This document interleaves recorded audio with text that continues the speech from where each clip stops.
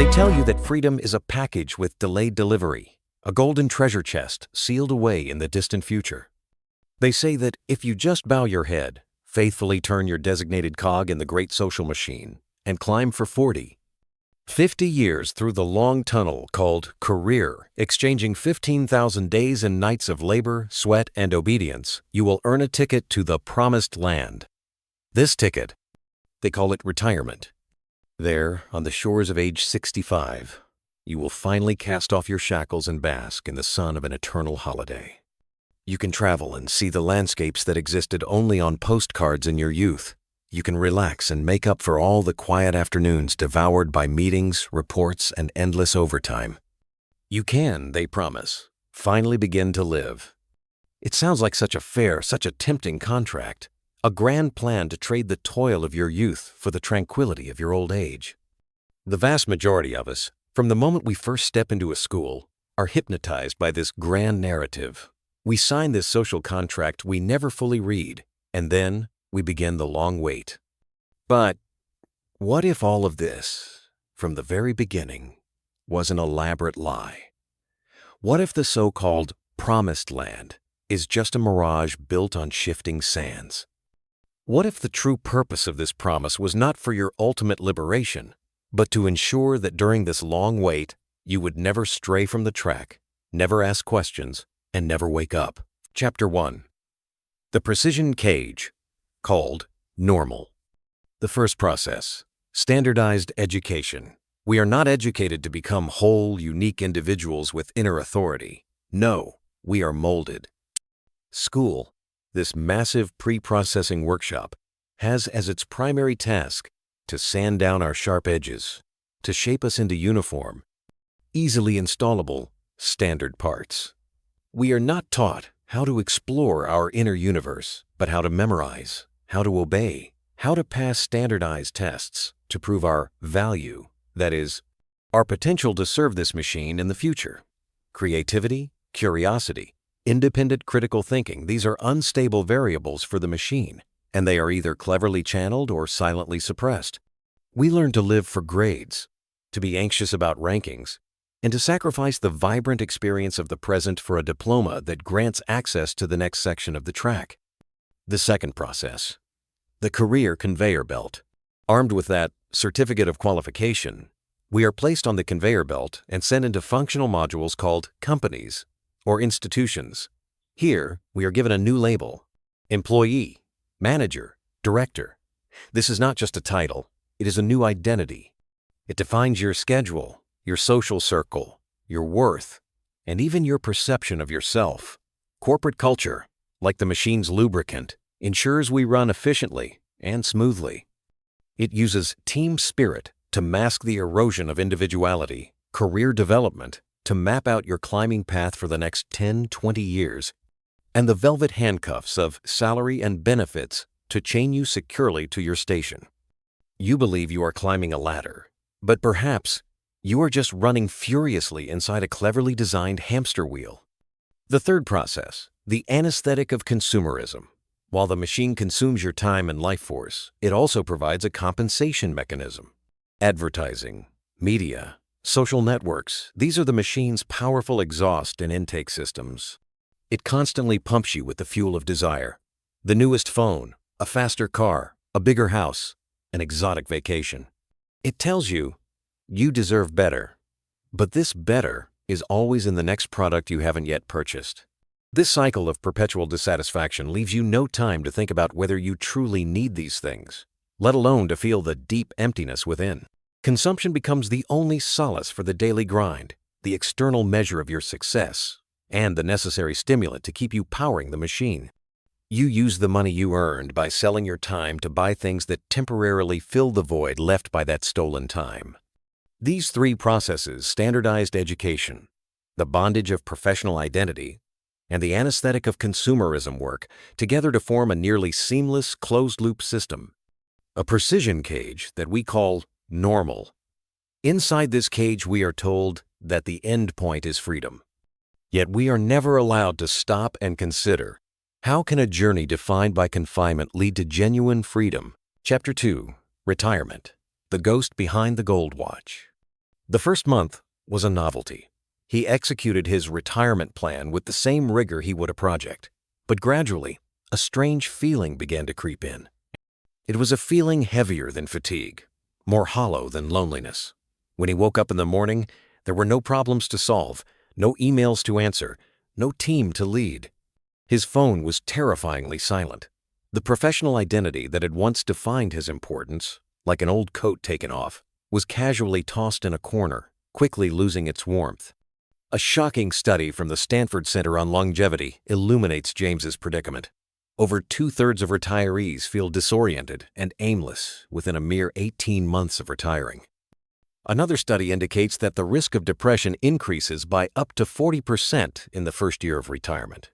This isn't because they lack money, it's because they have suffered a silent identity bankruptcy. They suddenly realize they have spent their entire lives playing a role highly recognized and rewarded by society, the producer, the contributor. And now, the play is over. The spotlight has gone dark, but the director, society, forgot to tell them who they are supposed to be after the curtain falls.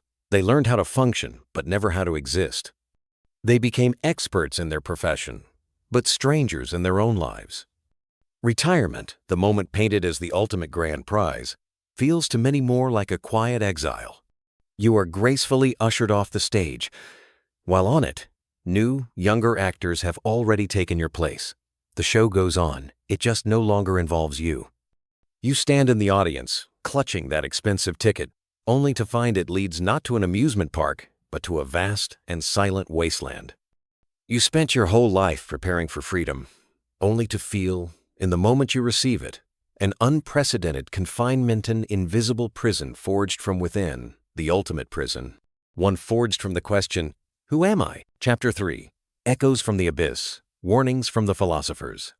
Albert Camus, the giant of existentialism, painted for us the ultimate picture of absurdity in the myth of Sisyphus.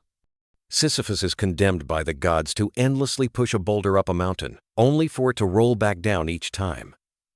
Is this not the portrait of modern man? On Monday, we push the boulder of work to the summit of the weekend. On Sunday night, it rolls down, and on Monday morning, we begin again, day after day, year after year. Camus tells us that recognizing this futility is the beginning of wisdom. But he does not stop at despair. He says, we must imagine Sisyphus happy. Why? Because when Sisyphus becomes aware of his fate and scorns it, in every moment of his struggle with the boulder, he transcends the punishment itself. His freedom lies not in the rock staying at the top, which will never happen, but in the attitude with which he pushes, in the rebellious spirit with which he infuses the absurd with meaning. Our freedom, too, lies not on the summit of retirement, but in whether we can, in the daily pushing of the stone, live out our own defiance, creativity, and dignity. Seneca, the Roman Stoic philosopher, wrote 2,000 years ago the thunderous words of "On the Shortness of Life." He pointed out sharply, "It is not that we have a short time to live, but that we waste a lot of it. Life is long enough, and a sufficiently generous amount has been given to us for the highest achievements if it were all well invested." He harshly criticized those who are busy all day with trivial matters, with the affairs of others, with illusory future goals. They lease out their own lives, but never truly possess them. They are preparing the tableware for a feast that will never arrive until life is exhausted. Seneca warns us not to be deferred consumers of time, not to mortgage the essence of life, the present, for an uncertain future. Because when you are finally ready to enjoy life, life itself may already be over. And Alan Watts, the philosopher who brought Eastern wisdom to the West, used his poetic language to puncture our obsession with the future, time and again. His opening words, "We are always getting ready to live, but never living," are the cornerstone of his thought.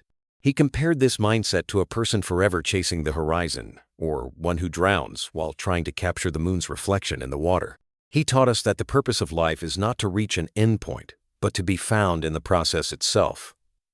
Like music, its meaning is not found in the final note, but in the unfolding of the entire melody. If we listen to music only for the ending, we would want composers to only write finales. How absurd!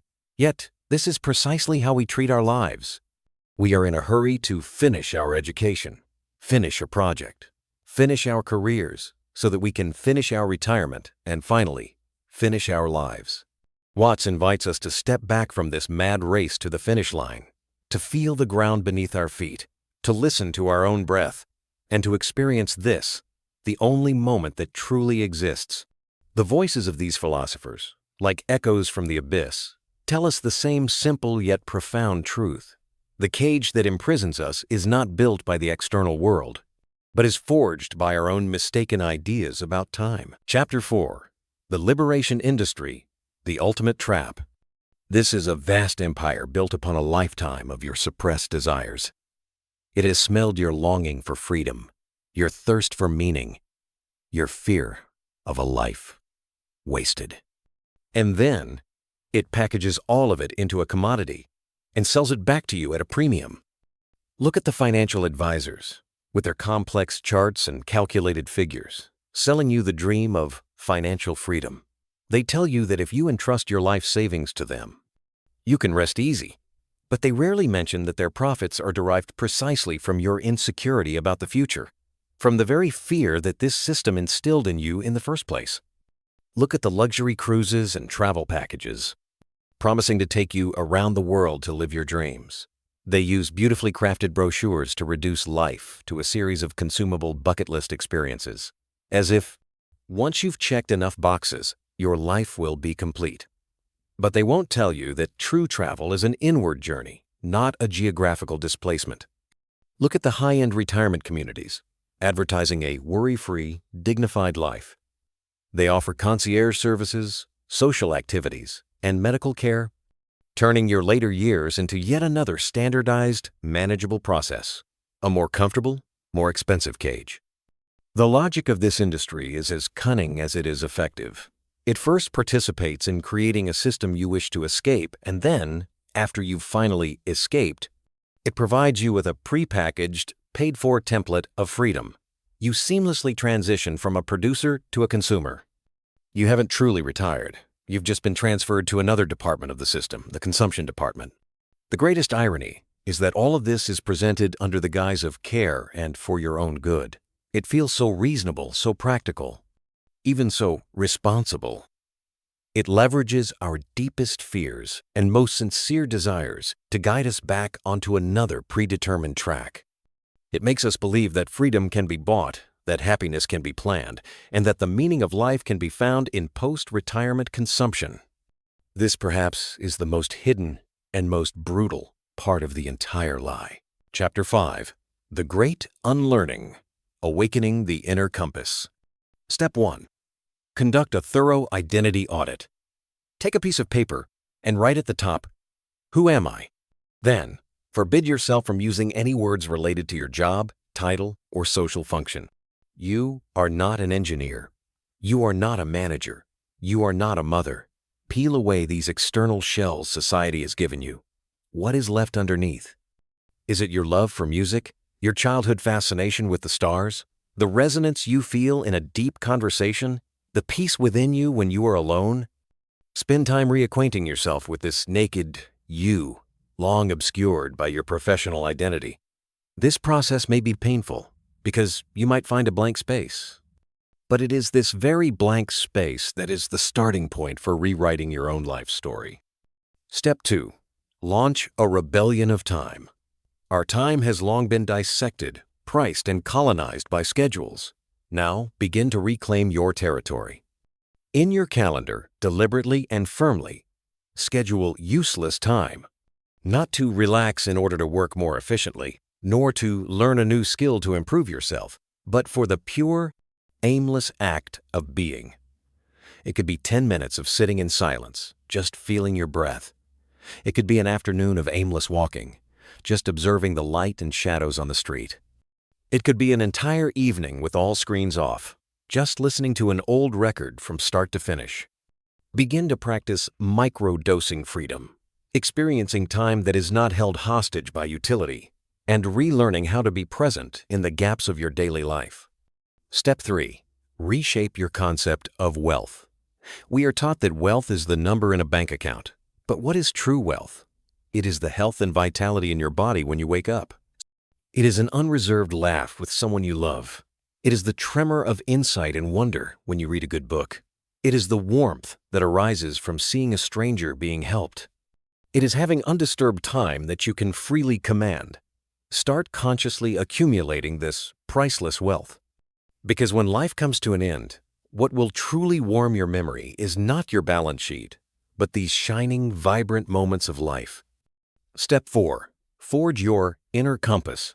For decades, we have been accustomed to relying on an external compass, the expectations of society, the evaluations of our bosses, the standards of the market.